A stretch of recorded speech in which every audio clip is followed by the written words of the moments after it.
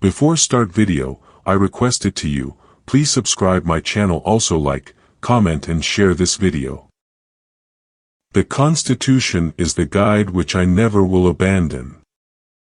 If, in the opinion of the people, the distribution or modification of the constitutional powers be in any particular wrong, let it be corrected by an amendment in the way which the Constitution designates. But let there be no change by usurpation, for though this, in one instance, may be the instrument of good, it is the customary weapon by which free governments are destroyed. The Constitution vests the power of declaring war in Congress, therefore no offensive expedition of importance can be undertaken until after they shall have deliberated upon the subject and authorized such a measure. Firearms stand next in importance to the Constitution itself. The power under the Constitution will always be in the people.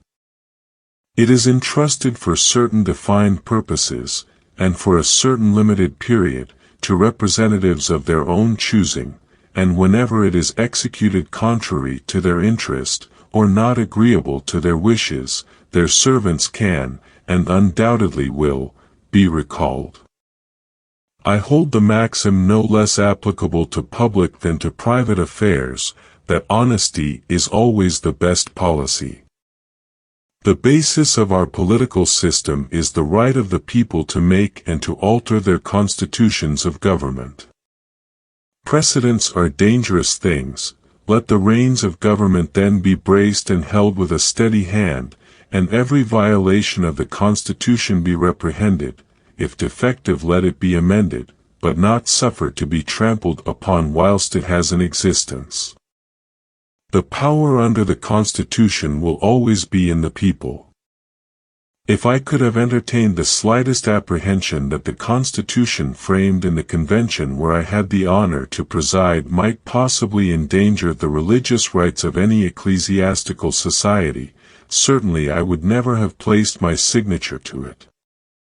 It will at least be a recommendation to the proposed Constitution that it is provided with more checks and barriers against the introduction of tyranny, and those of a nature less liable to be surmounted, than any government hitherto instituted among mortals hath possessed. The Constitution that we have is an excellent one, if we can keep it where it is.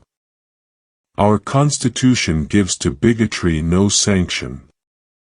The adoption of the Constitution will demonstrate as visibly the finger of Providence as any possible event in the course of human affairs can ever designate it. To every description of citizens, let praise be given. But let them persevere in their affectionate vigilance over that precious depository of American happiness, the Constitution of the United States. Let them cherish it, too, for the sake of those who, from every clime, are daily seeking a dwelling in our land. Should the states reject this excellent Constitution, the probability is, an opportunity will never again offer to cancel another in peace. The next will be drawn in blood. The tribute that is due to the talents, the rectitude, and the patriotism which adorn the characters selected to devise and adopt them. In these honorable qualifications, I behold the surest pledges, that as on one side, no local prejudices, or attachments, no separate views, nor party animosities, will misdirect the comprehensive and equal eye which ought to watch over this great assemblage of communities and interests, so, on another, that the foundations of our national policy will be laid in the pure and immutable principles of private morality. The situation of the general government, if it can be called a government, is shaken to its foundation, and liable to be overturned by every blast. The fundamental principle of our Constitution enjoins the sense of command, duty that the will of the majority shall prevail. Even the country's first president chafed at the limits placed on him by the writers of the U.S. Constitution.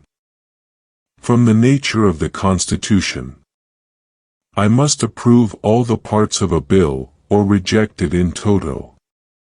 Next Monday the convention in Virginia will assemble. We have still good hopes of its adoption here, though by no great plurality of votes. South Carolina has probably decided favorably before this time. The plot thickens fast. A few short weeks will determine the political fate of America for the present generation, and probably produce no small influence on the happiness of society through a long succession of ages to come. The Constitution which at any time exists, till changed by an explicit and authentic act of the whole people, is sacredly obligatory upon all. A small knowledge of human nature will convince us, that, with far the greatest part of mankind, interest is the governing principle. Few men are capable of making a continual sacrifice of all views of private interest, or advantage, to the common good. It is vain to exclaim against the depravity of human nature on this account. The fact is so, the experience of every age and nation has proved it, and we must in a great measure change the constitution of man, before we can make it otherwise. No institution, not built on the presumptive truth of these maxims, can succeed. The foundation of a great empire is laid, and I please myself with a persuasion, that Providence will not leave its work imperfect. Upon the whole I doubt whether the benefits of opposition to the Constitution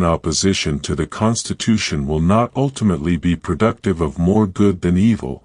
It has called forth, in its defense, abilities which would not perhaps have been otherwise exerted, that have thrown a new light upon the science of government. It has given the rights of man a full and fair discussion, and explained them in so clear and forcible a manner, as cannot fail to make a lasting impression.